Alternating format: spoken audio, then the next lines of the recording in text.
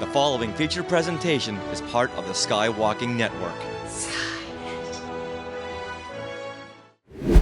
This is what you can look forward to on our wicked good episode 537 of Skywalking Through Neverland.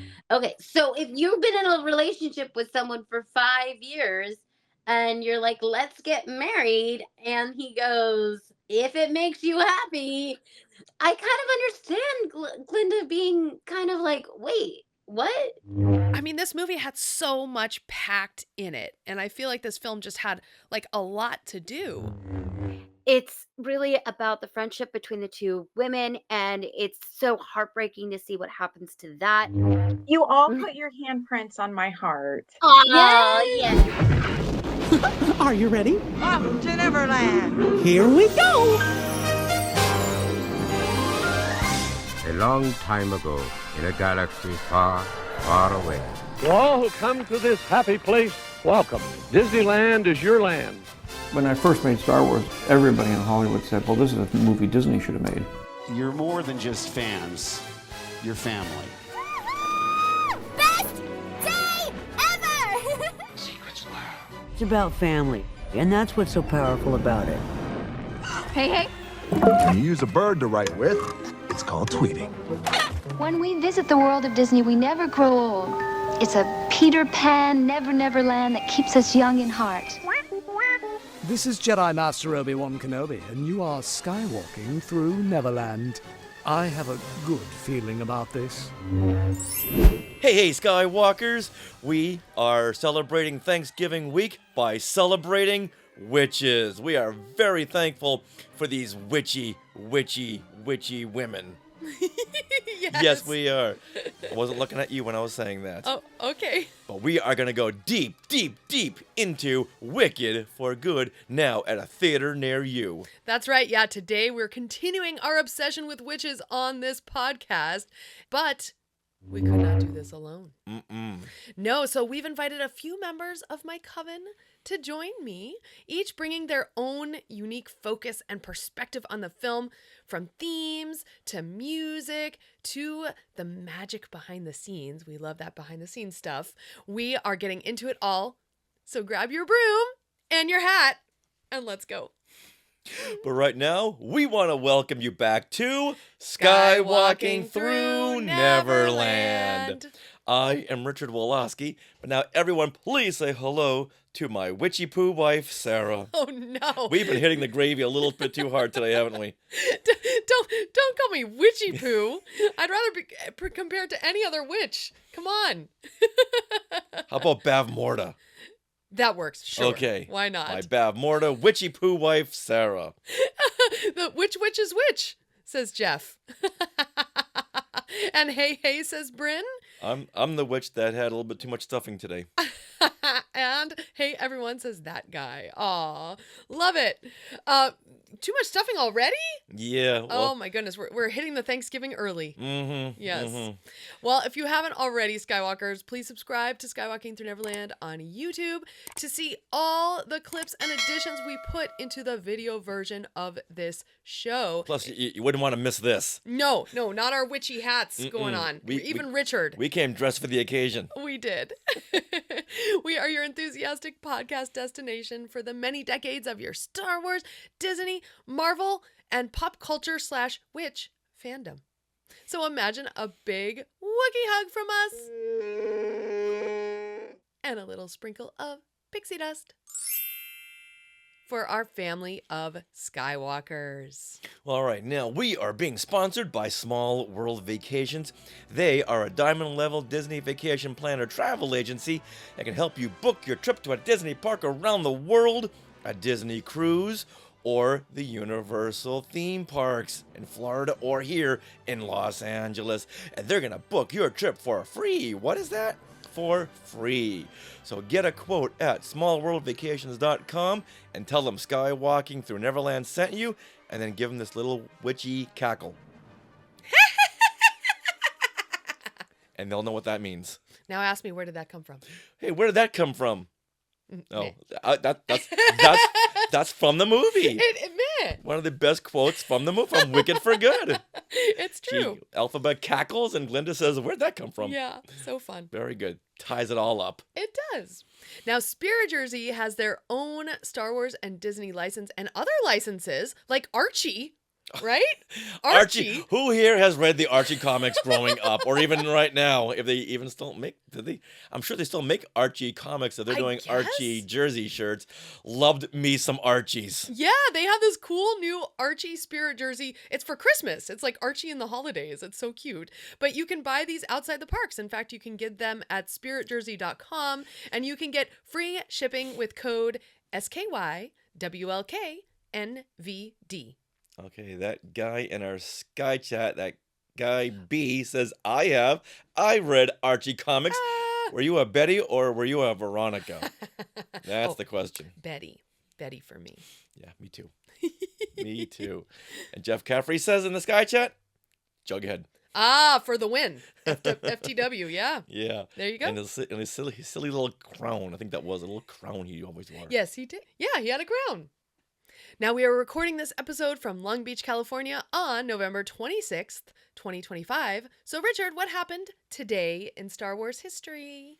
Well, instead of today in Star Wars history, let's do this week in Star Wars history on TV. Ooh. Lots of stuff happened on TV pertaining to Star Wars. Okay. Now, of course, we all know November 17th is the day that we just celebrated the 47th anniversary of the Star Wars Holiday Special, which aired November 17th, 1978.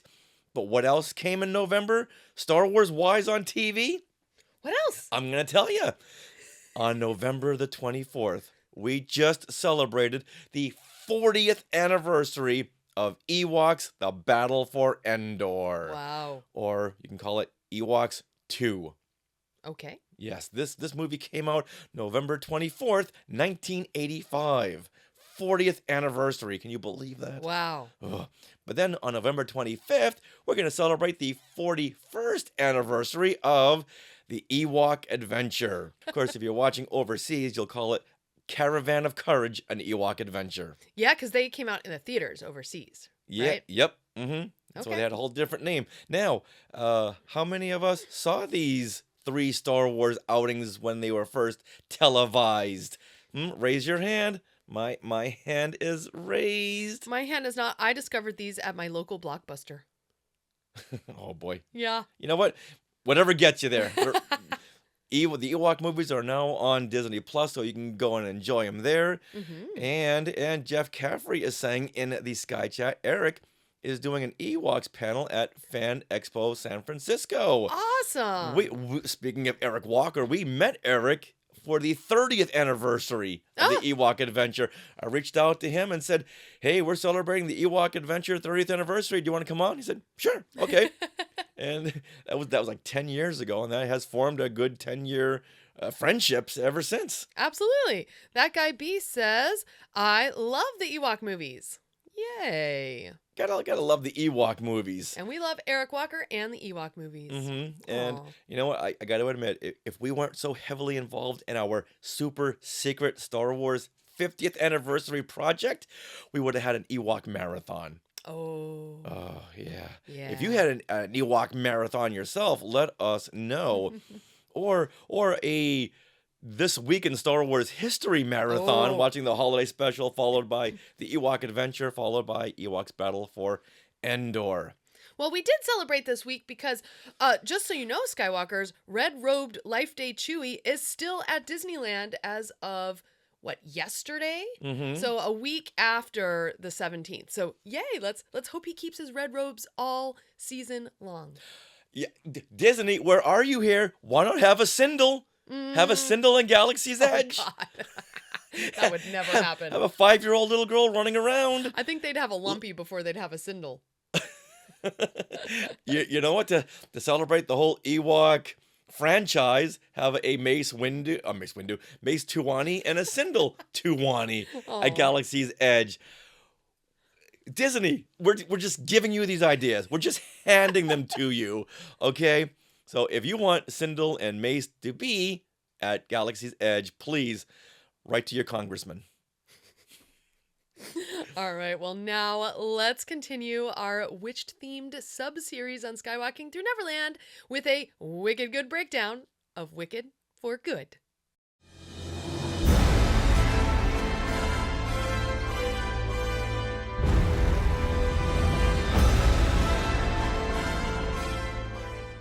After the credits rolled on Wicked Part 1 last year, we were counting the days until Wicked for Good.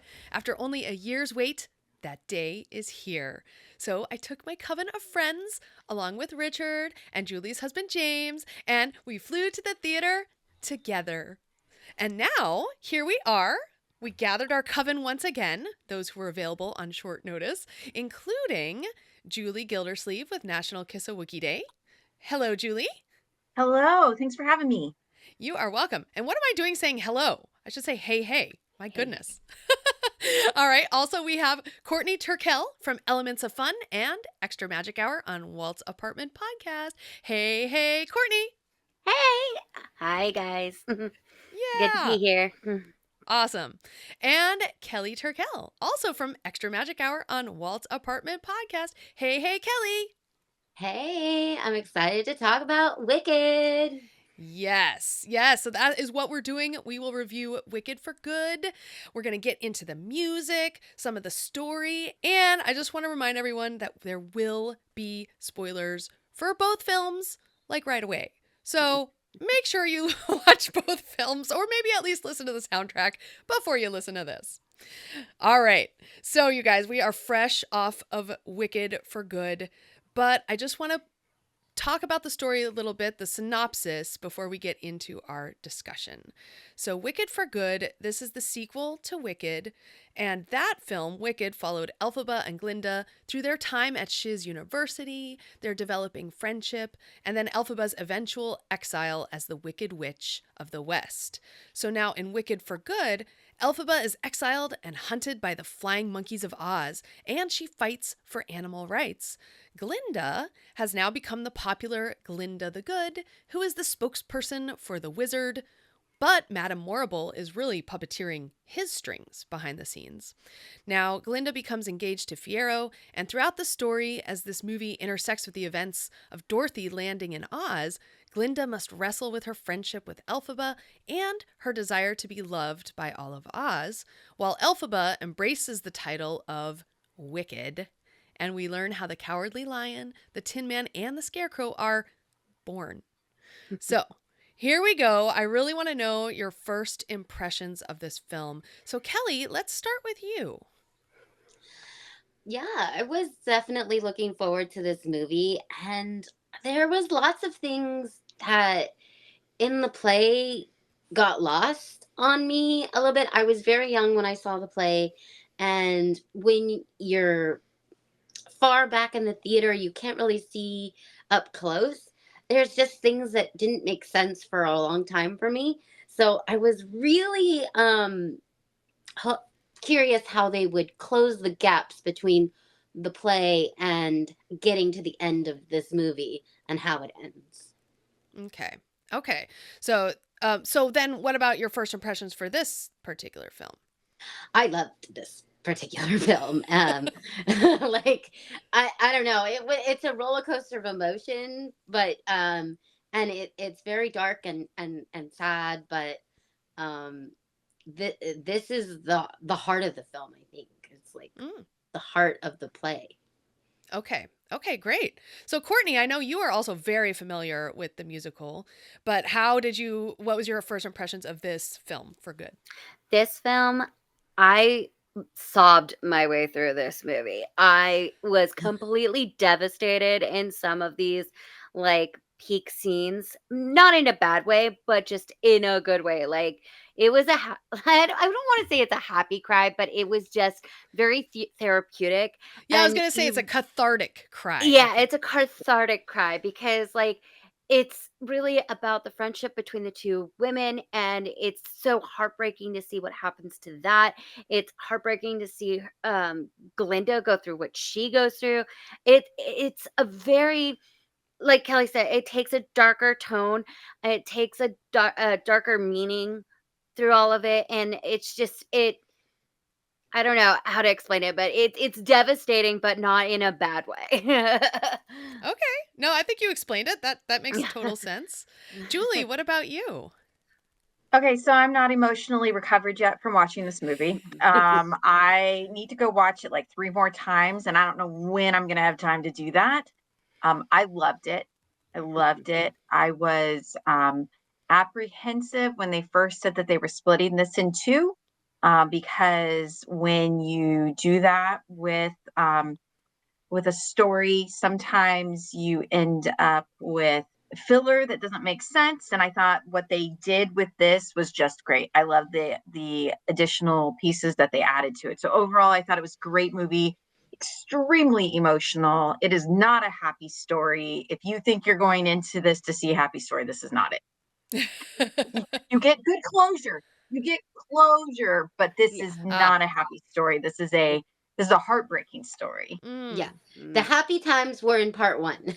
Yeah. For sure. This is the tragedy, not the comedy branch of, Yes. of musical theater. Yeah.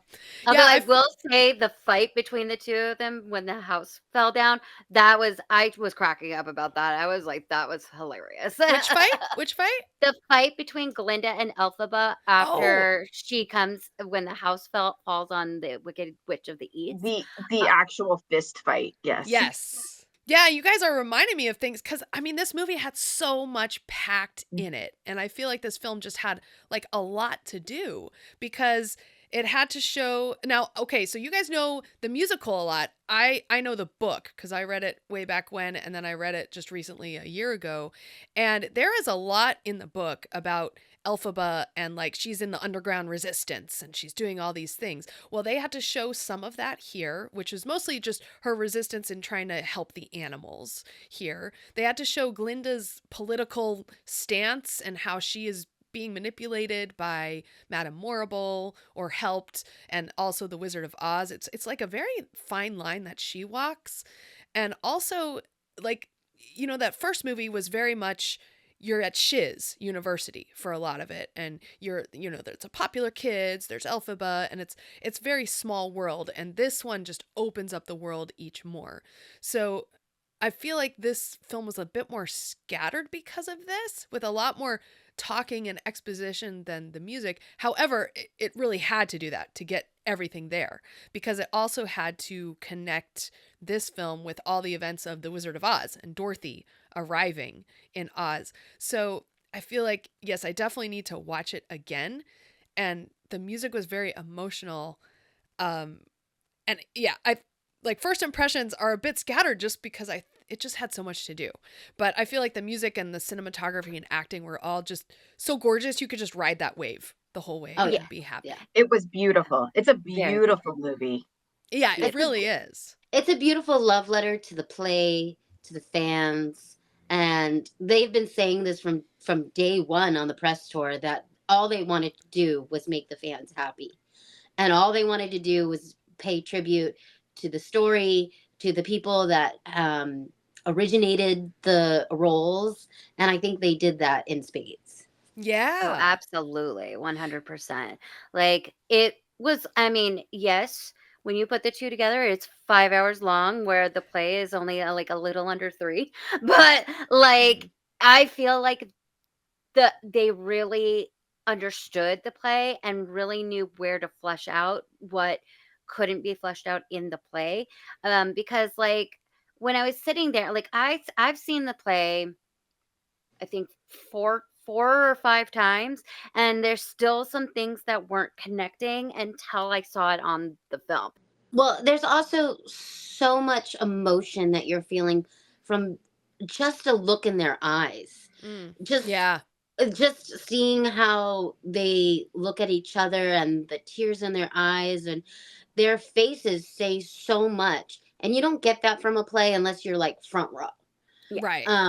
And you know, they only can emote so much because the play you have to play to the back of the house. Mm-hmm. But this felt so intimate, so close and personal, and it was great. It was great. Yeah, let's talk a little about what this movie can do because of that, because you're so close to these characters.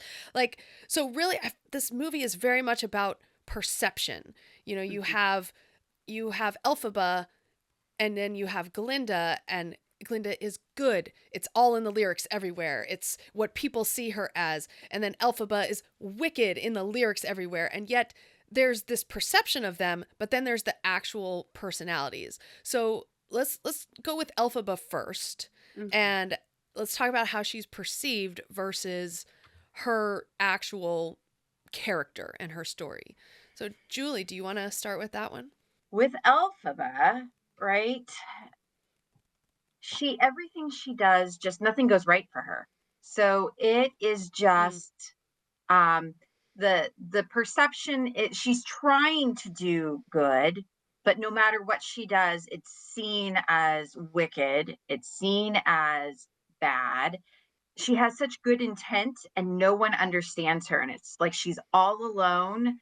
In at least in this. Now, I didn't read the book, but in the It's movie, pretty much the same. in the Book is movie, kind of- like she's like the only human that is not falling for the wizard and what, you know, the wonderfulness of the wizard, right? Well, even the animals, like she's trying to help the animals, and yet the animals are turning away from her. They are, because everything she tries to do, nothing goes the way she intends. And Right. it's really because she doesn't really know what she's doing. Nobody has taught her how to read the Grimoire. She just is reading it because she's the only one that can. But she doesn't know what it means. She's just saying things, right? Right. And you saw that with the monkeys. She Right. thought she was helping them, but it turned them in, like when she gave them the wings, it hurt them, and she didn't want to hurt them. Right. Like that was not the intention, but that's what happened. And, you know, it kind of goes to be careful what you wish for, right? Yeah. So everything she wants to do, she has good intentions, but she doesn't really know what the consequences could be to going down this path. And they are able to manipulate this, and Madame Morrible is just able to manipulate that. I love the fact that she's the press secretary. Yeah, that was perfect. Right? I'm It's like, perfect for that. how in line with the world right now? You know, it's the press secretary, it's the spin. And so she's able to spin things so that everything, no matter what she does, you know, it's seen as bad. The thing about Morrible is that Morrible's running the show, Madame Morrible. The wizard, what does he do? He's not doing anything. Not doing Like, anything. sits up in his golden tower, his emerald tower, and he's styling just, jackets. Absolutely. Yeah. He's just playing with his miniatures and everything. He's not doing anything. It's all Madame Morrible. And it is Madame Morrible that in the end of the last movie that announces over the loudspeakers, her green skin is but an outward manifestorium of her twisted nature. This distortion, this repulsion, this wicked witch. She's running the show, and she's making Elphaba look bad on everything. Like you said, she's just manipulating everything. And even the wizard says it himself. I could say that I am lying until I am blue in the face. Yeah. But no one's going to believe me because we have created this whole facade. And and they're not going to believe you because they love us and they wanted to believe in us. And this is what's written in the fates, you know? Yeah. Yeah, I'm reminded of a line from Pride and Prejudice, funnily enough, when you have Darcy against Wickham, and one has all the goodness and the other has all the appearance of it, but he's not good. You know, like Wickham is bad, but he like everyone loves him because he has such a affluent, nice, affecting personality. Yeah. But actually what Elphaba is trying to do is right. What really sticks out about that is what she wrote in the clouds. And by the time everybody sees it, Madame Morrible has changed it and it takes on a totally different meaning. I think that happens to her a lot in this film, especially when she's trying to save Bach, because something terrible happens to Yes. him, and she's trying to save him. She doesn't really know what she's doing, but she just knows that she has to save his life Well, because, yeah, isn't so at first it's her sister Nessa Rose who Yeah. starts the spell starts the spell. of And she's Bach. saying it completely wrong. Like, Right. wrong. And she even yeah. tells her that. She's like, "You're saying it Yeah. all wrong. You don't know what you're doing." But Nessa's so overcome with like grief and just anger Mhm. that she's just going for it. And so then she realizes, "Oh no, like why is his heart getting smaller or like just disappearing?" And so then Elphaba has to save him. And same thing with Fiyero, about what happens to him. It's all a reaction. She's not pre-planning anything. It's just a reaction in the moment. And just because she can read the grimoire, but she doesn't know exactly what Julie said, like she doesn't know the consequences of what's going on in going to happen afterwards. Yeah. Okay. And the grimoire just goes to what, like a page. Yeah. Yeah. Right. It's like it has a mind of its own, like the Hocus Pocus spell book. Yeah. I was gonna say. I was just gonna say it's like book in Hocus Pocus. It Yeah. just like kind of flips to a page. Read this one. Yeah. Yeah. Yeah. I know what to do, but it's really bad. It's really the book's fault. Ugh. Yeah, it is the book's fault. Book is evil. Yeah, it really is. So let's talk about Glinda then, the other side of the coin, because she is really, whatever she does is perceived good. So, Julie, do you want to talk about Glinda? Well, she's the popular girl that just never truly had what she wanted. It's all fake. Oh. That right? yeah, we get her backstory in this one. So Yeah. we see her as a child. We see her with her parents, and it's essentially what we have seen with Madame Morrible with her, where she has this presence, but she's not getting what she wants. She wanted to be a witch. She wanted to train with Madame Morrible. She wanted to have power. And none of that actually is coming to fruition. She wants Fiyero. All these things that she wants, nothing is really real in her life. It's all fake. And it's just very sad. So the sadness and the loneliness that she is living with, that people don't realize. And I think we see that a lot in society. We see that with people in social media a lot of times. They have this presence that they present, but that's not what reality is. And I think that's what's happening with Glinda. Wow, that's an apt. 100%. I love that. Yeah. Yeah. Courtney, 100%. the saying is it's lonely at the top. Mm. And again, we see Madame Morrible manipulating the perception of Glinda to the population, saying she's good. So she's saying that Elphaba is bad and Glinda is good, and Glinda's gonna save us, and if she's good, then it's all good. And so that makes her popular, it makes her adored, and that's what she wanted when she was little. Like her parents told her, all you need is the adoration of the people around you. People love you. That's your superpower. People gravitate towards you. But the only real friendship that she ever had was Elphaba. And Elphaba didn't, like her at first. We all know that. Loathing was a song. you know? So, but I didn't realize how sad her story actually was in the play, because in the play, she's always happy, and Kristen Chenoweth and all the Glindas play her so beautifully. And I'm sure they absolutely were playing the sadness of it. But I only saw the play once, and you don't get the gravity of her story until you realize that Ariana has just been crying this whole movie. Yeah. And, Yeah. and 100. when she's left there to kind of clean things up, and at the end, she says, I'm gonna clear your name, and Elphaba goes, no, you cannot clear my name. do not clear my name because they need somebody to believe in, and they need to believe in you. Right. Yeah, Glinda is very much perceived as can do no wrong, is very carefree. She was very much perceived in the first movie as shallow. But everyone and loved her, right? She like yes, came in but and like did her little it's like the aria. popular girl, Yeah. the popular girl in high school where she's shallow, but everybody loves her. You know what I It's mean? so nice to see me, isn't Yeah, it? yeah, exactly. Good But to see me. yeah, but like inside, she's lonely. It's only her. She has no one else to talk to. I think she finally finds strength when she tells the wizard to go away.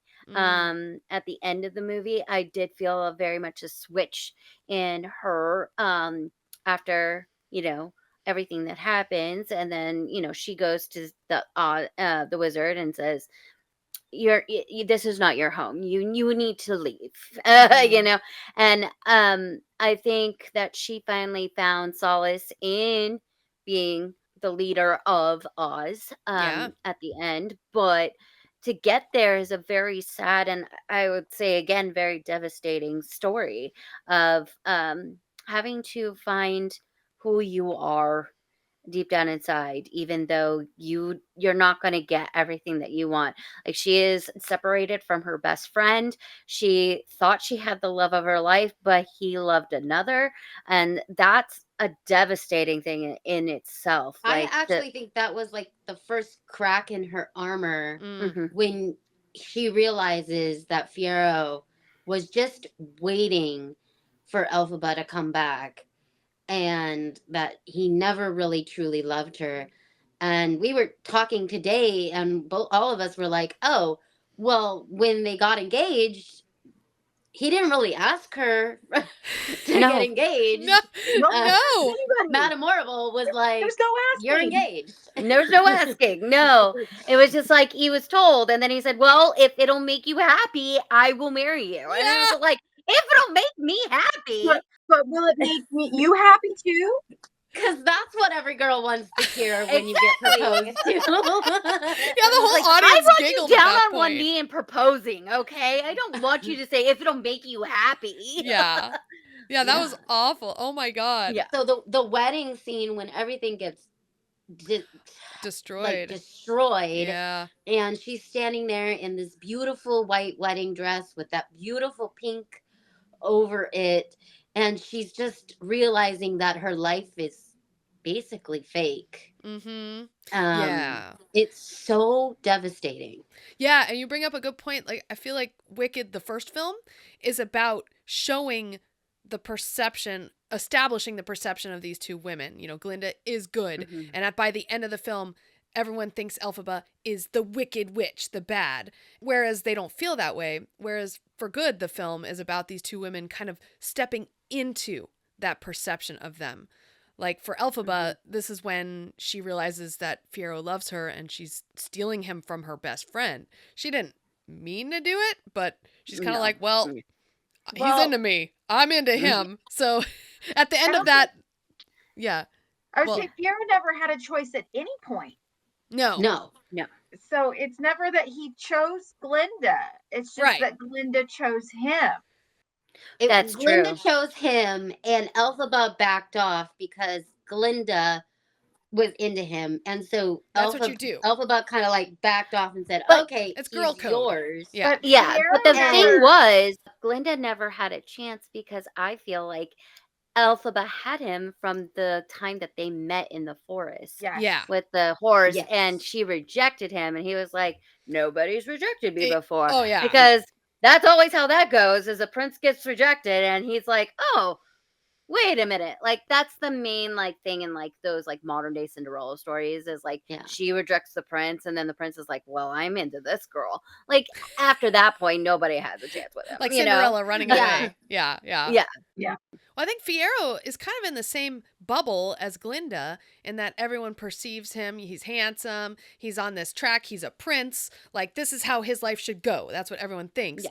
And when he actually thought about his life, he was just skating on the surface. And then he realized there's this deeper meaning to life with the animals and helping Elphaba. And I think that is what seduced him, was the fact that he could actually mean something and do something meaningful with Elphaba, versus with Glinda, he was just a surface level, like, oh, he's her prince, and there you go. He was a figurehead. I'll play the part. Basically. I'll play whatever part I need to play. He's just so used to being whatever I need to be in that mold. I just play that part.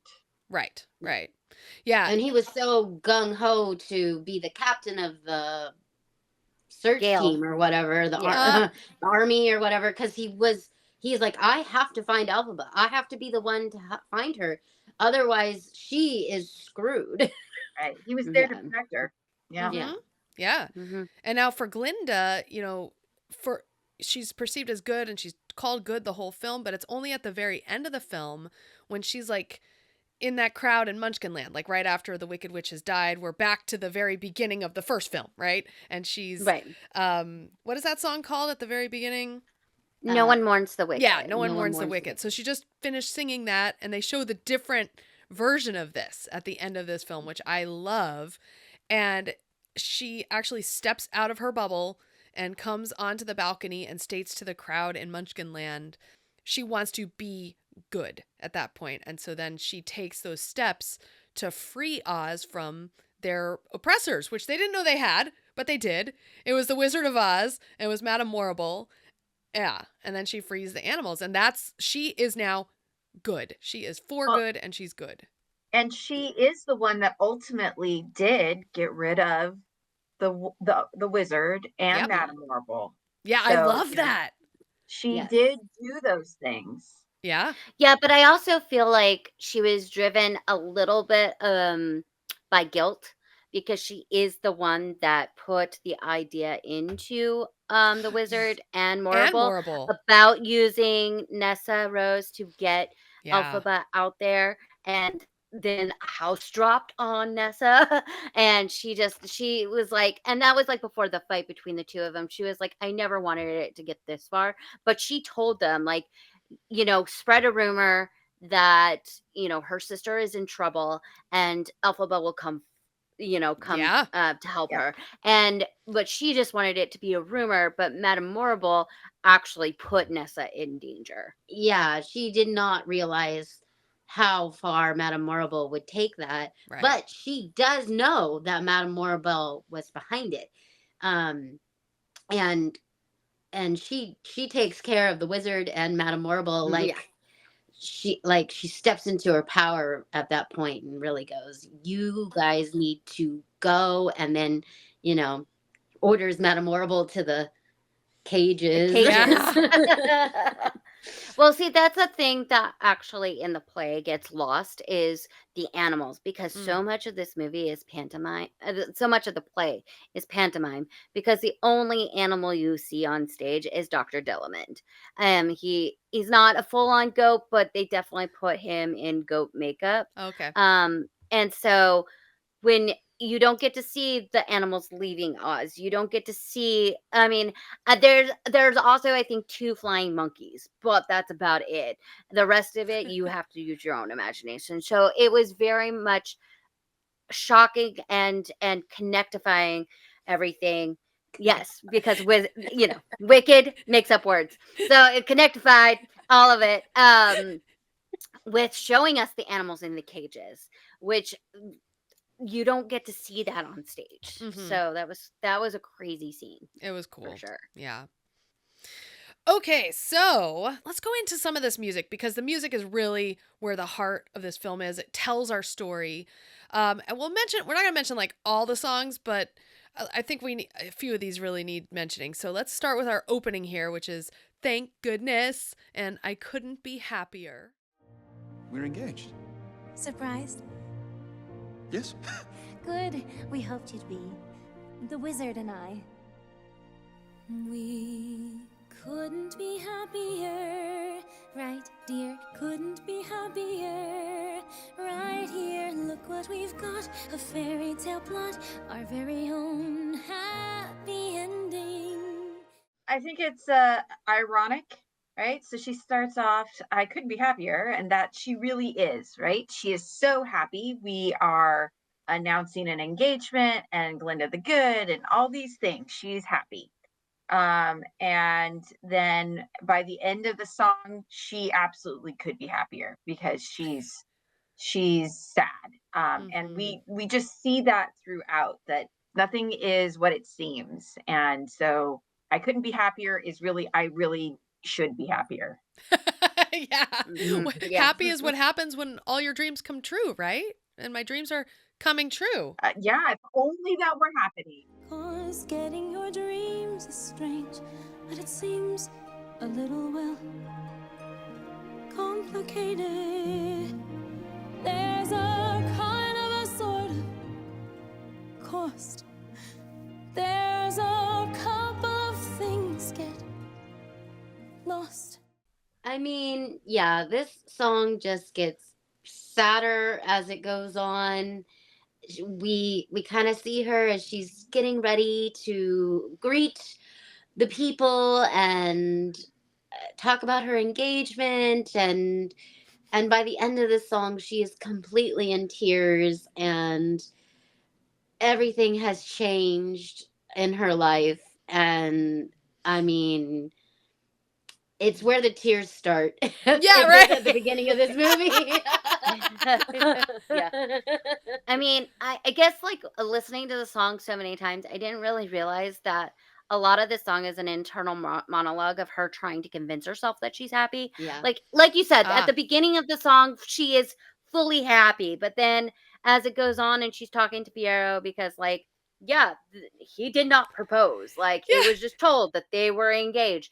And so as she's realizing that her life is fake, it does. She's trying to convince herself that she is happy. And then by the end of the song, she is definitely not happy. And I mean, like, Piero literally leaves in the middle of this, like, 7-minute song.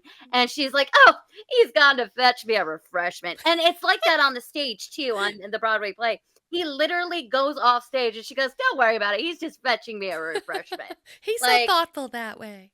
Right. So, I mean, it is like you see her go through these like stages of like, yes, she's happy, she's engaged, everything's going the way that she wants it to be. And then she has to literally convince herself that she is happy. Yeah. Yeah, I'm not sure of how far we jump in time. Oh. Right. From when they obviously are not at Shiz anymore.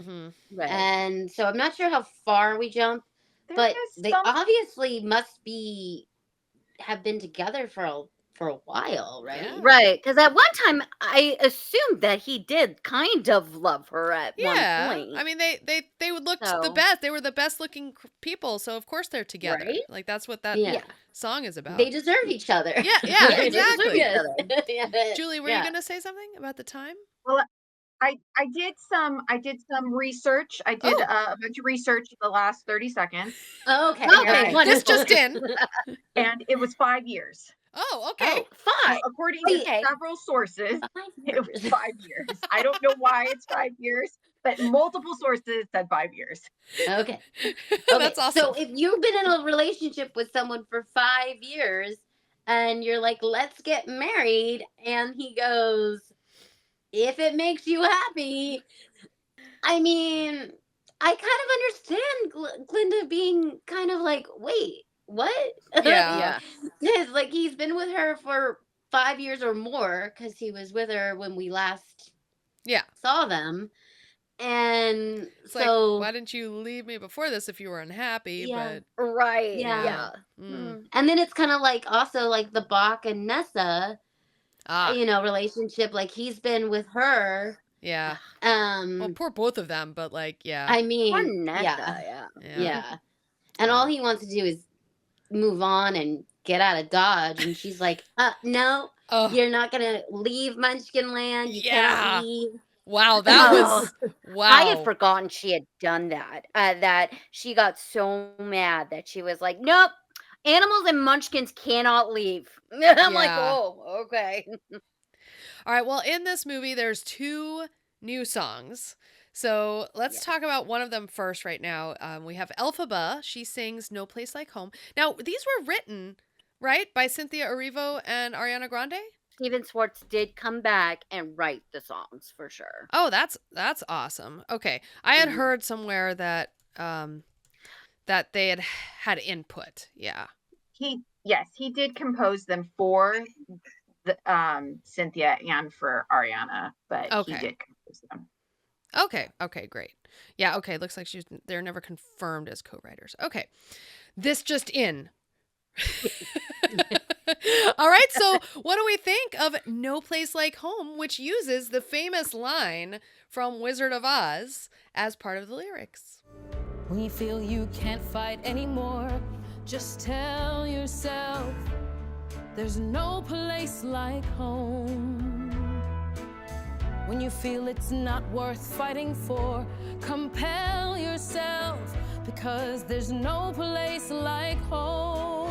If we just keep fighting for it, we will win back and restore it. There's no place like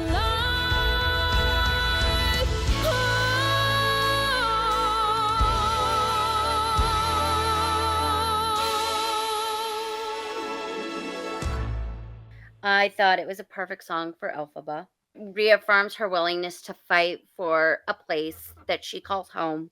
She was willing to stand and lose everything for it. I found it to be a powerful ballad of fighting for something, even though it never loved you back, but you just know that it's the right thing to do. And I just thought it was a great unifier and moved the story along. I love the addition of this song and the scene right before the song when she's talking to animals and they're all trying to flee and they're trying to tell her to flee and say you need to get out because they're not going to stop. They're not going to stop until all of us are gone. And she runs into Dulcibert and her nanny from when she was young. Yeah. And the only one that really truly loved her for her who she was when she was growing up, broke my heart when she was talking to her and saying don't go, and she's like, I have to go, they're not going to stop. And I think the song, again, like Courtney said, it just gives you more insight to why she's fighting so hard. Because somebody says to her, well, you don't have to be here. You can just leave. You can just go. There are other places. I think Friero's like, you could go be in my other castle. Like, you know, like he has another castle. And they can just go away. And she goes, no, this is my home. Why would I leave my home? I love it here. This is what I know. This is where I want to be. Mm-hmm. And it just is heartbreaking knowing that all she wants to do is belong in the place where she grew up and the place that she calls home. And they're not going to let her do that. Right. Julie, did you want to chime in? Well, I want to preface this by saying I'm the only one from our group that listened to the soundtrack before we saw the movie. And I really wanted to love this song. And I listened to the soundtrack and I love the tie-in, the No Place Like Home to Wizard of Oz and Dorothy. I loved that concept. And then I listened to the song and I was underwhelmed. And I felt like it was forced. Like we took these lyric, you know, this phrase and we tied it into this to try and tie it back. And I was like, all right, well, it's okay, but it's, you know, it's all right. And then I saw the movie and I saw the scene, and the scene is extremely powerful. And then the song held more weight for me.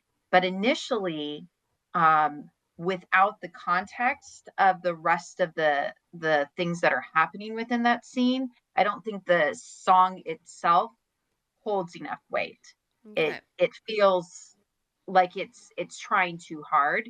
But when you put it all together, then I was able to understand where it was coming from a little bit better, and I enjoyed it more. It's one of those songs I need to hear a little more and get in my soul before I really appreciate it as much. And yeah. Well, I think the fact that Dulcibert was there, Yeah.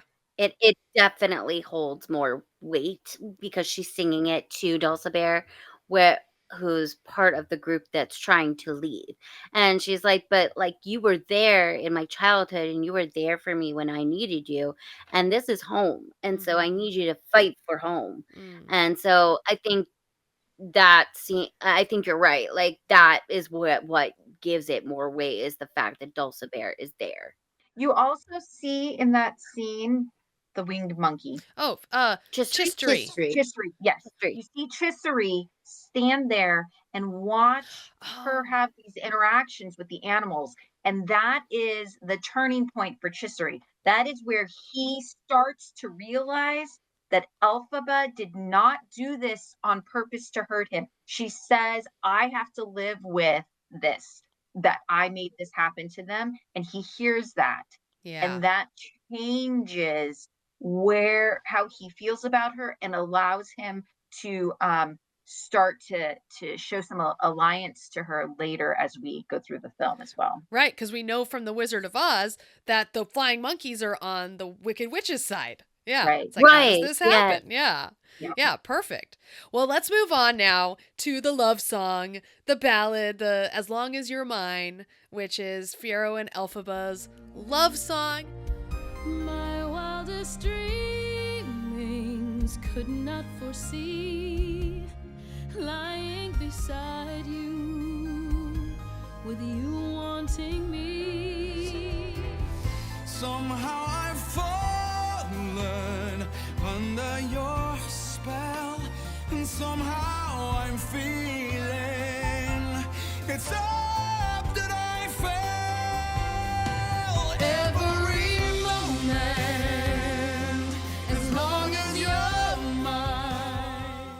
Now, I have to say, in the book, this scene, I mean, it's a little different, but it's pretty hot. Because they meet, like, she's doing some kind of, but they have like this long love affair, and he's married at this point to Glinda, and they have like kids and stuff. Yeah. Interesting. But anyway, it's pretty hot in the book. So I feel like I really wanted to see some good stuff here, some steamy stuff. So I feel like the scene was a little bit tame, in my opinion. But I have to say that on stage it's very tame too. Yeah, well, okay. But I do have to say, like, the emotion was absolutely there in the scene. And, you know, this is the song that really, at the very end of it, Elphaba says, she like gets all kind of like introspective, and he's like, what's up? What is it? For the first time I feel wicked. And like our audience totally clapped. It was fun. She said the name of the movie. Yeah. More credits. Yeah. It was so fun. Yeah. So and it was good stuff. But what did you guys feel about this? Julie, why don't we go back to you? So this song is the song that always reminds me of the musical Aida. The Elton John Disney Aida.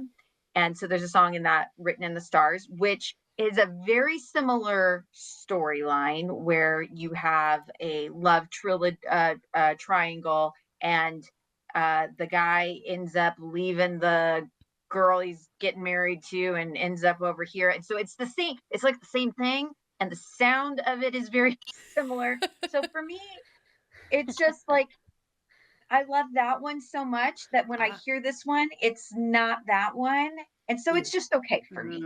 Okay. So I really enjoyed them flying in this, as like she pulls him up and they're floating. I love that part of the scene in the movie though. But the song for me is just okay.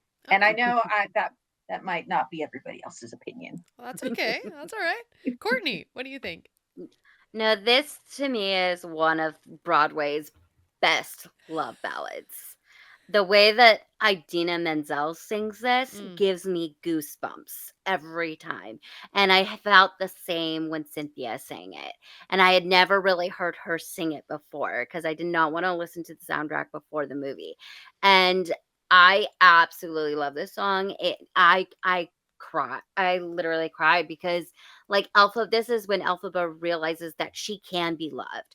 Like her father never loved her. He blamed her for Nessa's affliction, and for her mother's death. So she's never experienced even family love. And through this song, she realizes Fiyero really does love her and that she is capable of love. And so I just find this song as one of Broadway's best love ballads. Awesome. Kelly, you want to add anything? Well, I just wanted to add that this is my favorite of this soundtrack. And I don't think that of the play soundtrack that it's one of my top favorites, but of this one, Cynthia Erivo just kills this song. And I think the vulnerability that she shows in this scene, finally letting her guard down, finally saying he does love me for me, and being green and being weird and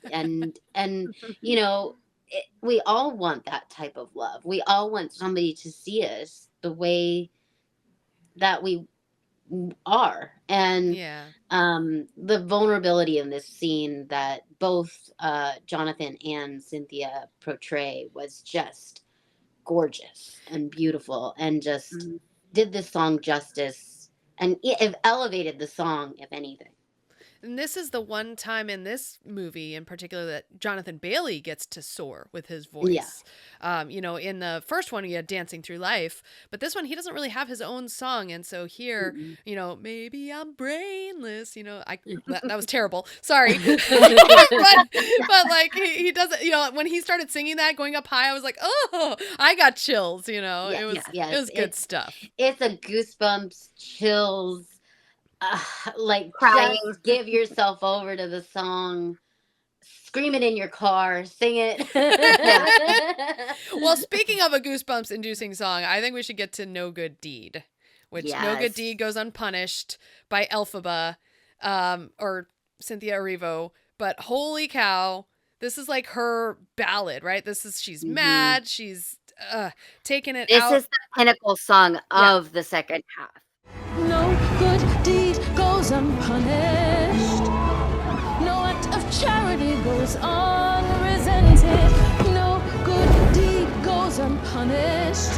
That's my creed. My road of good intentions led where such roads always lead. No good deed goes unpunished.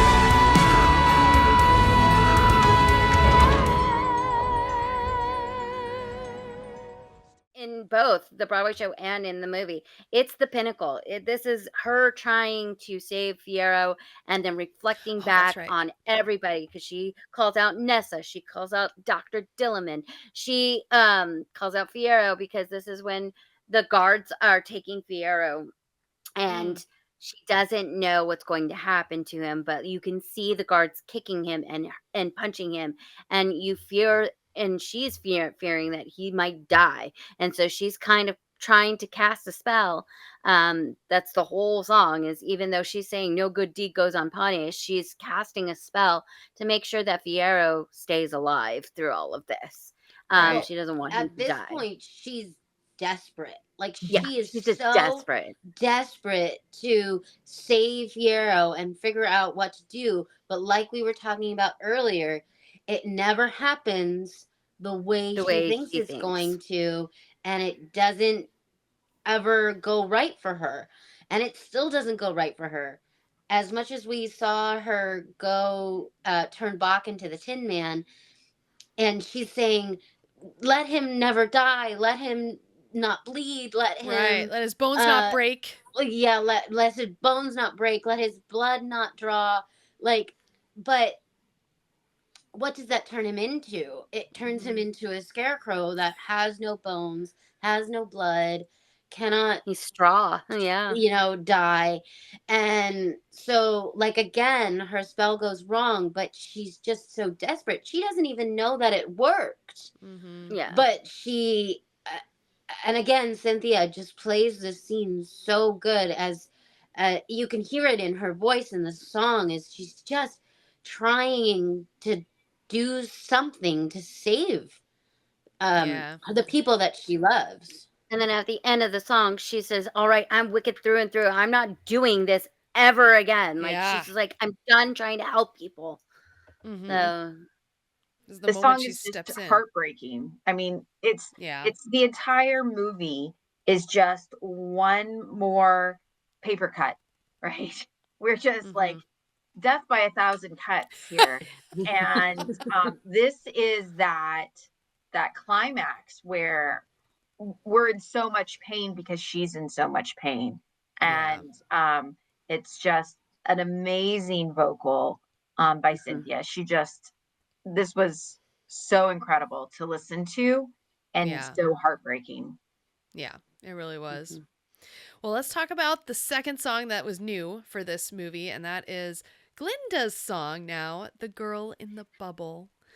And we have her kind of realizing, this is where we kind of dig deep into her backstory a little bit.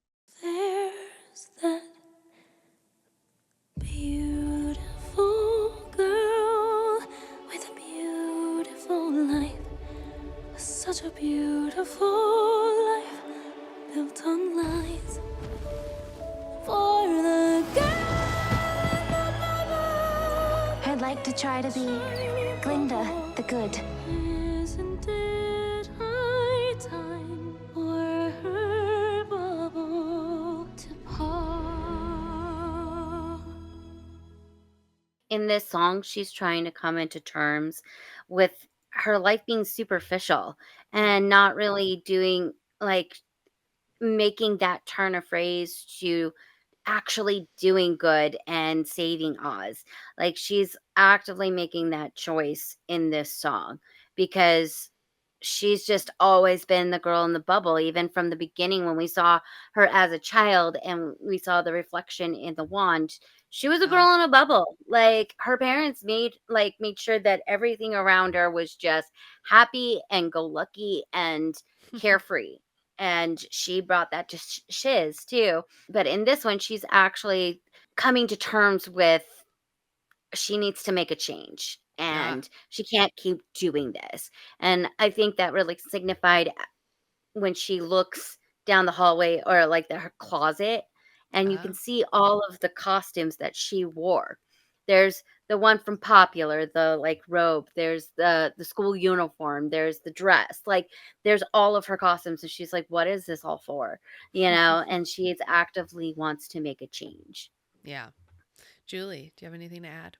I really loved this song. I thought it was a great awakening for Glinda. So she is really seeing herself truly for who she has been. And this is right after she's encountered Madame Morrible and had the conversation about how did Nessa really die. And so she's like, oh my gosh, I played a part in that and I didn't mean to, but I have to own my part of it. And looking at herself and who she is and who she's been. And I thought that the cinematography on this scene was really incredible. It's a bunch of scenes of her. You're looking at her and then it pulls back and that was an image of her in a mirror. And then you're looking at her and it pulls back and it's her in a mirror. So it's just her seeing her reflection all through.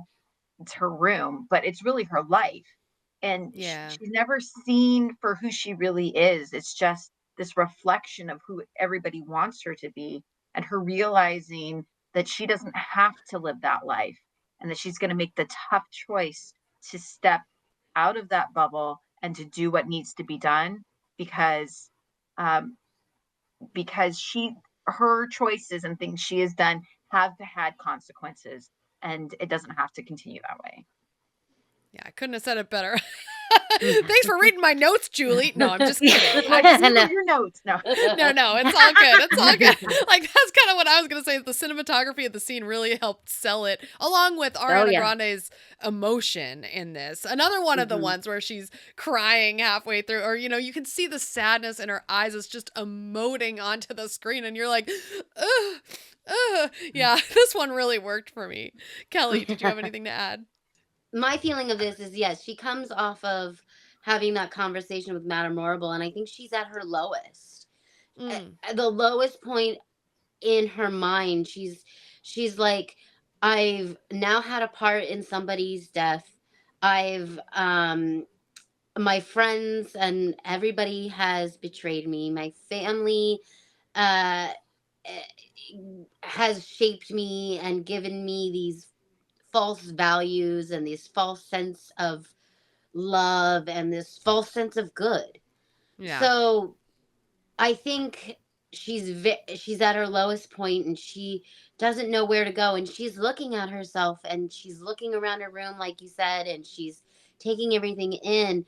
And finally, at the end of that song, she realizes that she needs to find her strength, find her power, and stop believing blindly in things that are told to her, and really make a path forward of how to be Glinda the Good. And that's when we see her go right back to the beginning of the movie. And I love that they took us right back to the beginning. Because that made it full circle. All right, so let's talk about the finale song that made us all cry for good. The song that this film is named for. I've heard it said that people come into our lives for a reason, bringing something we must learn, and we are led to those who help us most to grow if we let them, and we help them in return. And now whatever way our stories end, I know you have rewritten mine by being my friend. Who can say if I've been changed for the better? Because I knew you, because I knew you, I have been changed.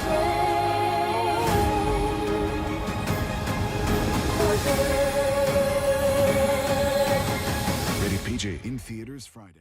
I absolutely love this song. This song made me cry so hard. I mean, it is the perfect description of these women's friendship. It describes their kind of journey, each one, and they're harmonizing. Their parts intersect. It's just a beautiful song. It really is. It's just I have no notes. It's just beautiful. It's perfect. It's perfection. I cry every time. I just love this. Well, just this whole movie.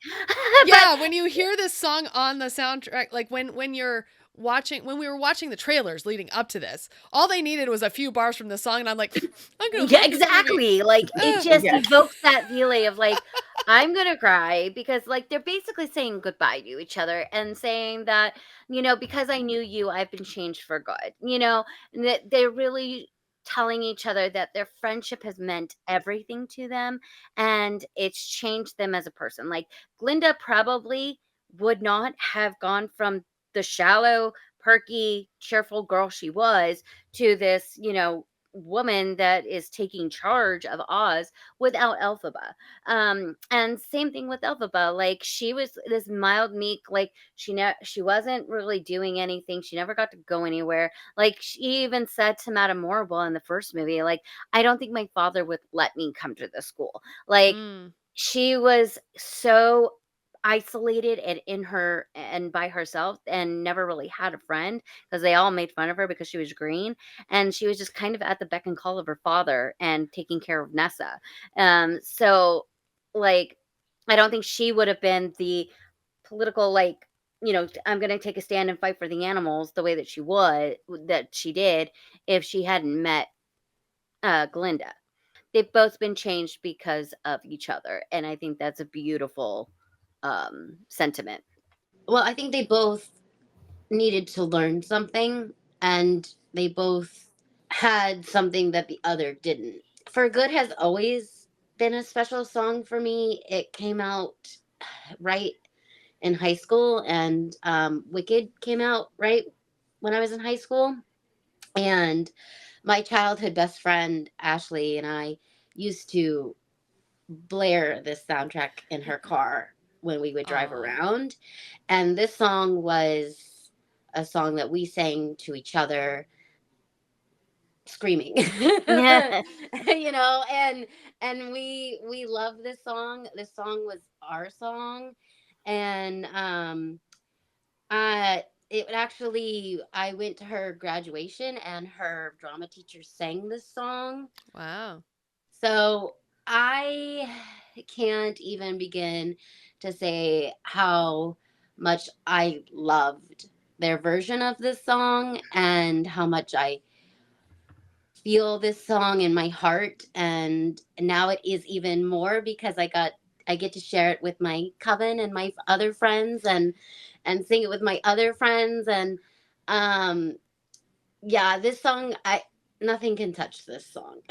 So Yeah, there was something special with being in the theater with all of you, seeing this movie Yeah. for the first time, having these women sing, because I knew you, I've been changed for good. Like, oh my God, like I just felt it in the room. Yeah. Yeah, It I was mean, so like great. there's just reasons why you meet people in life, Yeah. and I feel like we have all met each other for a certain reason, and we all needed each other. Mm-hmm. And yeah, I'm just grateful for everyone Yeah. on the screen and Bryn too. Yes, Thank yes, of you. course. Yes. Yes. We love you, Our Brent. coven. You all put your handprints on my heart. Oh, yes. I know this one is my favorite. This is my favorite of the second act. So this is my absolute favorite song, and I can't listen to I sing in my car all the time, and I have been singing this song for weeks and weeks, and I can't make it through without crying. I cannot.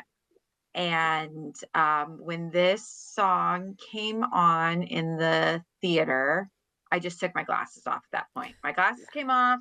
I went on my head, pulled out my tissue. I knew Yeah. it was coming, and I just was bawling the entire Yeah. song. And I was sitting next to Kelly, and Kelly and I are just sobbing. And Not as hard as Courtney. Courtney had like literal like tears streaming down her face. Bryn was like, I wanted to give you a hug, but I can't. Like, oh man, yeah. No, I literally like full on like went into that like heavy, deep sob. Like, oh my God. I was like holding my breath, trying not to sob out loud.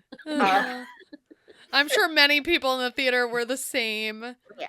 Yeah. It was so wow, it's so cathartic again. Yeah.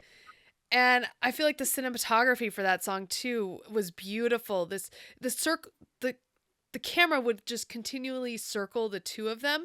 Like they were kind of circling each other and singing to each other, but the camera was kind of even bringing them together in their own bubble together. And it was just wonderful. Well, and I also was watching a interview with Cynthia and Ariana, and the interviewer asked them what they took away from each other. Like what was something that Cynthia gave Ariana and Ariana gave Cynthia. Cynthia said that Ariana opened her up a little bit more, so that she could be very closed off a little bit, and she doesn't like touchy-feely emotional things. And Ariana kind of opened her up a little bit. And Ariana said that she took Cynthia's strength. And so I How think appropriate. yes, Yeah. I think this was very much real for them. You know, like everybody says their press is so weird because they're so close and they're they're very touchy feely and Cynthia says she's only like that with Ariana. Like Right. she can only be that way because they've gone through all this together. And I just think that it's so nice that what we're feeling from the movie and what we're getting out of the movie was exactly what they were feeling and why they love the movie and love the play and love this story.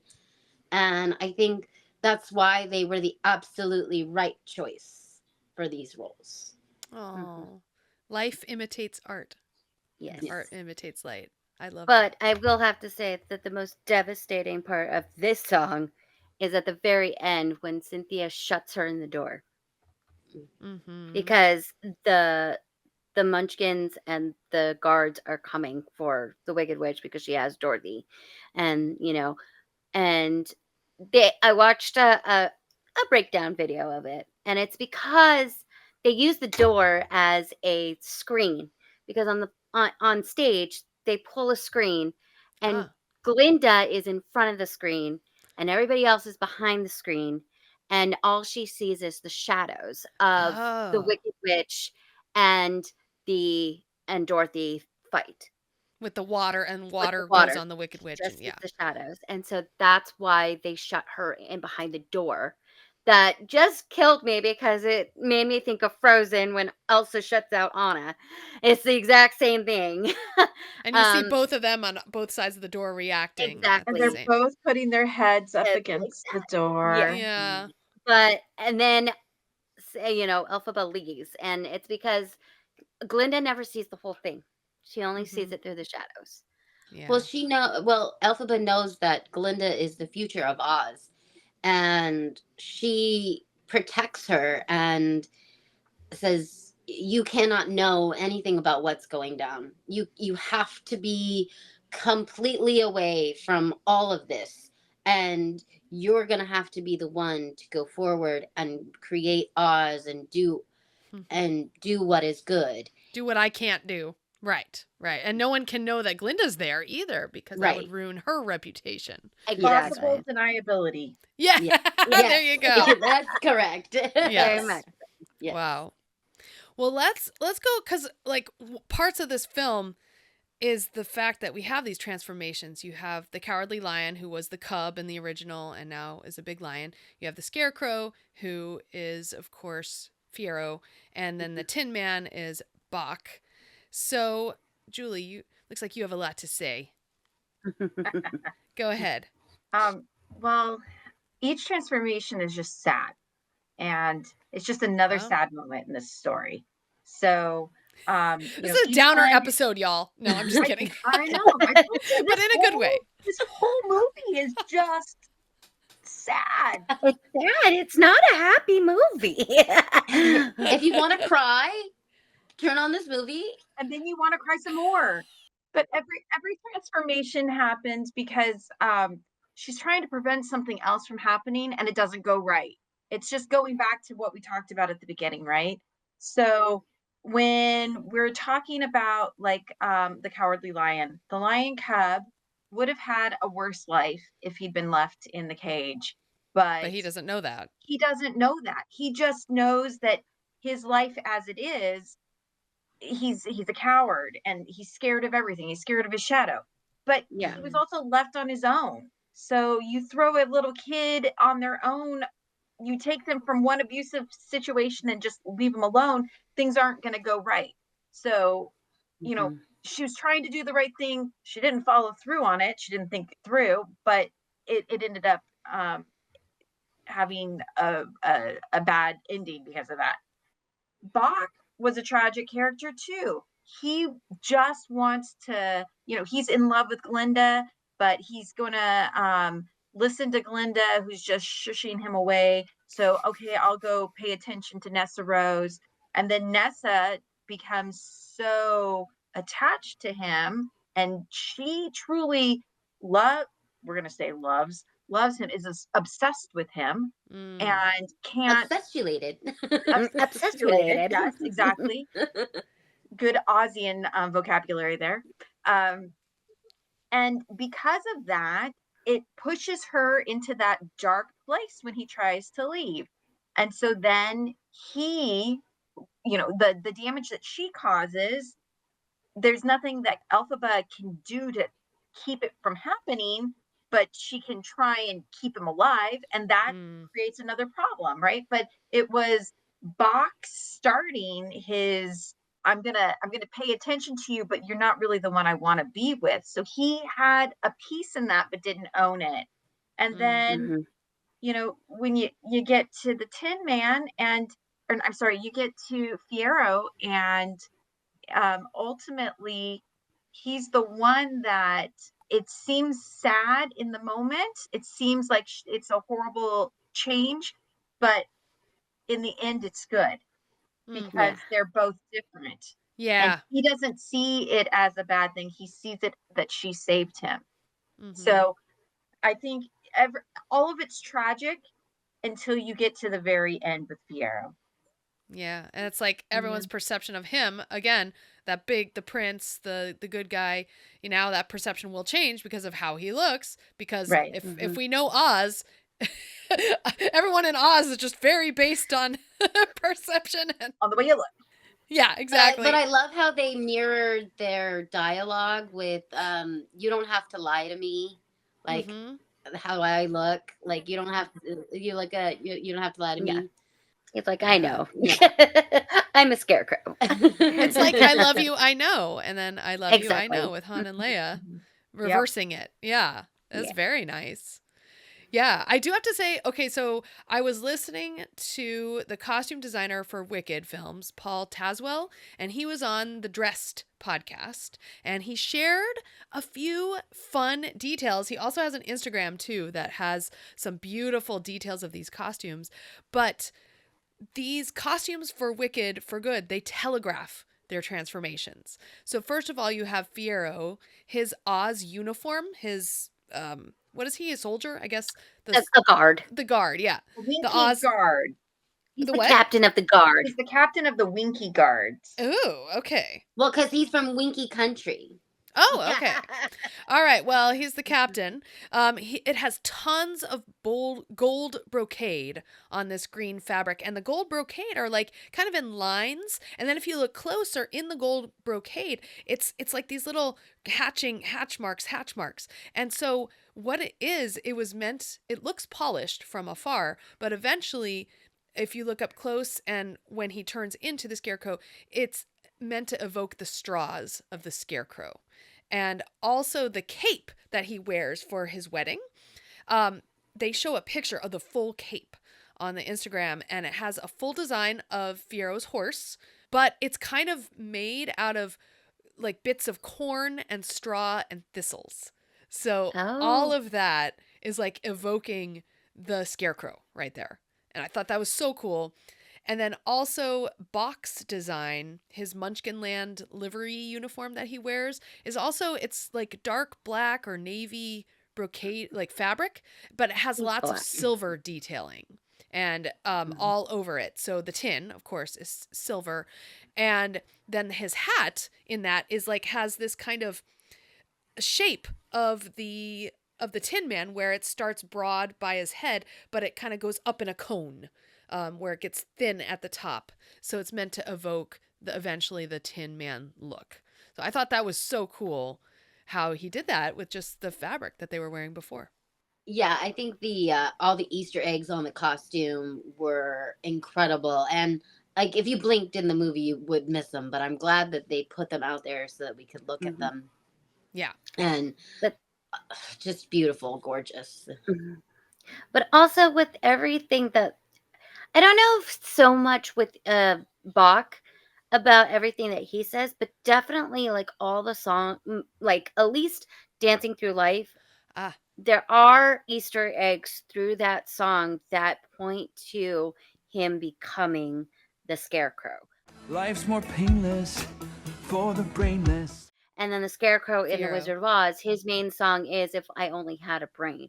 Right. So, like, I didn't notice that, like, the first couple of times that I watched the play, but, like, it just dawned on me, like, with watching the movie. I was like, dang, Oh, Dancing Through yeah. Life definitely is, like, foreshadows him turning into the Scarecrow. Even the choreography is meant to mimic that. Yes, yes, he's got a few Yeah. of the same dance Yeah. moves as the Scarecrow in Dancing Through Life. Also, in As Long as You're Mine, there's a point where he sings, "Maybe I'm brainless, maybe I'm And something." wise. Yeah, yeah, Maybe maybe I'm unwise. wise. Okay, very good. But yeah, he says brainless again. Yeah, if I only had a brain. So, yeah. Oh my God, it's so cool. Well, okay, so the final end of this film, like the last image we see is we see the two women from their past when they're whispering secrets to one another, and it's recreating the famous Wicked poster in which Glinda is whispering to Elphaba, and that's what we see as our last final image of the film. I thought that was so beautiful. It's But really powerful. It's powerful, and like we were talking a little bit today, but I want to get it on record here. Like the end of the film, where do we think this movie is going? Will there be more Wicked? What do we think? I think the only way we can get more Wicked is if we follow Glinda's story. Glinda is the only story that isn't finished. Like we said, her entire life was a fraud. It was fake. And her love was fake. Her entire life was just not what she thought it was. And if we could see her have a happy ending, I would love to see it, because Elphaba and Figaro are off into the sunset. They're riding off. They're together. We believe that, and I would love to see Glinda get a happy ending as well. I wanted to end right there. I don't actually want more to it. I think it needs. I would go. I would see it. I would love it. But I am good with where it is right now. It's just it's heartbreaking and inspiring, and it's everything I wanted it to be, and so I'm okay with it ending. Nice. Yeah. Okay. I mean, I feel the same. I think it's just a perfect 5-hour piece, a masterpiece. But I do know that there is a second book. There is the son of a witch. Something. Oh. And it's So about it's like Elphaba's Elphaba's son? Yes. Okay. I could have the name wrong, but it's the son of the Wicked Witch. And you know, there's a bunch of Oz stories as well from Frank L. Baum that could potentially move the Son story of a Witch forward. was written by Gregory Maguire. Right. Yeah. That is the direct sequel to Wicked. Yes. Okay. So, Son of a Witch. So there could be something there, but I don't think we would see Elphaba or Figaro. I think, but I'm not sure. I've never read the book, so I don't even know what Son of a Witch, even where it takes place or who is in it. I don't know if Glinda's in it, so or how far in the future it is. But I know that is the direct sequel. So if they are going to do any more Oz stories, they're either going to pull from that. There is no other sequel on Broadway, so it would just be made up. It looks like Son of a Witch takes place after Elphaba's death and brings Dorothy Gale and her friends back to the Emerald City.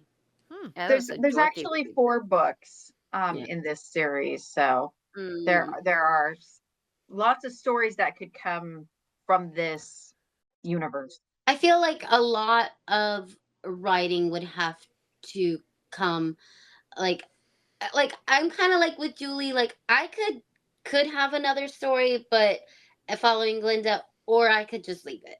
I don't want them to try and force anything to get more out of this franchise. I think it needs to either be natural or leave it, because it is beautiful the way it is. It's 2 movies. I don't think I can ever watch just one without the other now. Oh yeah. I think I would have to sit and watch the entire thing. But yeah, I kind of like don't force it. It has, because those books aren't in the zeitgeist. People don't know those books. People don't love those books as much as they love Wicked and the Wicked play. And I don't think we would get the same feeling from it, because the music's not what there. the play The music's was. not there I mean, at all. unless Stephen Schwartz wants to write that play, he can, but he hasn't. So obviously, It's not like he he saw, all right, we have Wicked being a awesome, moneymaker on Broadway. Let's make Son of a Witch. Like nobody's done that yet. So well, you know what they need to do? Well, what they should do is have Wiz Oz as a land that you can go to at the theme park. Now, I would take that. I would definitely take that, and maybe a ride. Yeah. A bubble ride. A bubble ride. Go on the bubble. A scene we didn't talk about, and we all talked about this off screen, but the way Ariana played the scene when she got the bubble, and Madame Marble gave her the bubble. I love that. Yes. And she steps. The levity in this film obviously came from Glinda and Ariana playing that carefree Glinda that she does. So the bubble scene, the tap the bubble, and then the pop, and then the tap the bubble, and then the pop. She's like, and I'm Michelle Yeoh just like looking at her and just seething and rolling her eyes. It's amazing. Yeah. I want a ride where we tap the bubble, it goes boop, and then you go off and look over Oz. Let's do it. Either that or, like, I want two options, like either ride the bubble or ride the broom. Yeah. Okay. Okay. All right, ladies. Well, let's think about that as we go into this Thanksgiving weekend. And before you guys go, can you share where our Skywalkers can find you on social media? So Kelly, let's start with you. You can find me on Instagram at Kelly Turckel, or Facebook at Kelly Turckel. Just my name everywhere. And Extra Magic Hour on Wells Apartment Podcast. We put out an episode every week. Perfect. Courtney, what about you? You can hear me on Extra Magic Hour, and when me and Joey do something fun, we always post a video on Elements of Fun. So definitely take a look on there. And so, yeah, that's where you can find me most of the time. All right, Julie, where can we find you?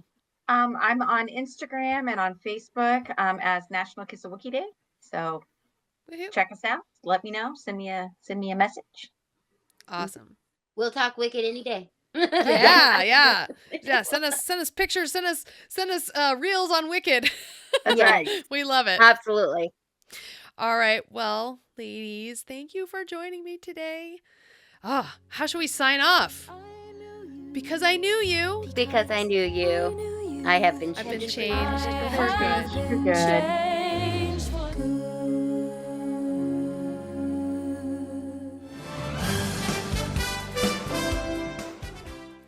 Well, that wraps up episode 537 of Skywalking Through Neverland. For good. No, we're not wrapping up Skywalking to Neverland for good, just tying it into the whole Wicked theme. Now, we want to thank Courtney Turckel, Kelly Turckel, and Julie Gildersleeve for coming on the show and sharing their wickedly good experiences for Wicked for Good in all things Wicked. That's right.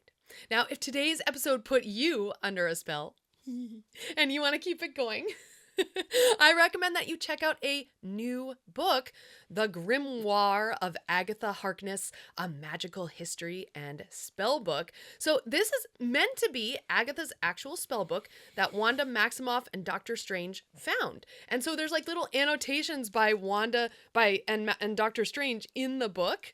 And it's really cool. It's a gorgeous piece of in-universe Marvel storytelling, and it's filled with some spells and incantations, and then even a section on the Darkhold, which I think is really neat.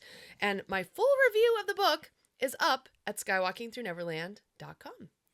For anyone who enjoyed those Jedi journals and the Sith holocrons and the bounty hunter books, that's all in universe. This is the same kind of a book where it's written by the actual characters. Yeah. You gotta love that. Yeah, it's very imaginative. Love it.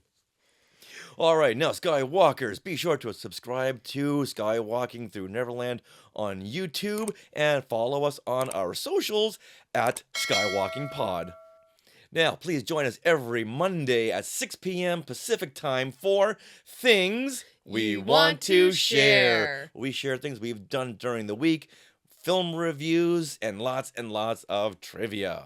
That's right. Join us 6 p.m. every Monday Pacific time. Yay!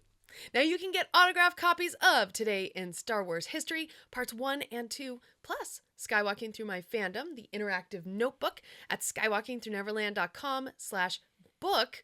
Also, Skywalkers, do you want to support the show? Your support means the world to us. You can join the Skywalking Force on Patreon for early access and bonus episodes, and we are just... I think it's 5 members away now from 50 Skywalking Force strong. So thank you to everyone already on board. You can check that out at skywalkingforce.com. And we are thankful for the Skywalking Force. Oh, so thankful.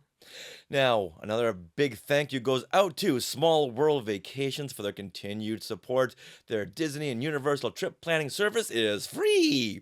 So visit smallworldvacations.com and tell them Skywalking Through Neverland sent you, and then give them one of these. I read your mind. Yes, you did. And get that witch power. Yeah, it was cool. And remember, Spirit Jersey now has their own Star Wars and Disney licensed clothing and Archie that you can buy outside the parks. So head to spiritjersey.com and get free shipping anytime with code SKYWLKNVD. This code is in our show notes if you can't remember that. And you can go to TeePublic and get one of these shirts, Down the Witch's Road, which I'm sporting right now. We made these for the Agatha All Along premiere. Yeah. Gotta get a dress for the show. And we made these. So go to our TeePublic site, right? Yep, that's it. Yeah, it's Dashery Store, actually. It's in our, again, the link is on our website, skywalkingthroughneverland.com. Go down the Witch's Road to go down the Witch's Road. Yes. Now, we are part of the Skywalking Network. Skynet. Home to many great shows like Talking Apes, Star Warsologies, and the YouTube shows Collectopolis and Today in Star Wars History. Now, stick around for bloopers and other fun bits that didn't make it into the show. And always remember to cackle like this. And Neverland on Alderaan. Especially on a broom. Richard? Yes, we are. Oh, sorry. I need some wicked clappy claps. It's been a while. Sorry, did we talk about For Good, the song? No, we did not. Oh my God. Okay, let's go back. Now, if today's episode put you under a spell, see what I did there? Yes, I do. And you want to keep it going, I recommend that you check out a new book. I should have had the book with me. Hold on.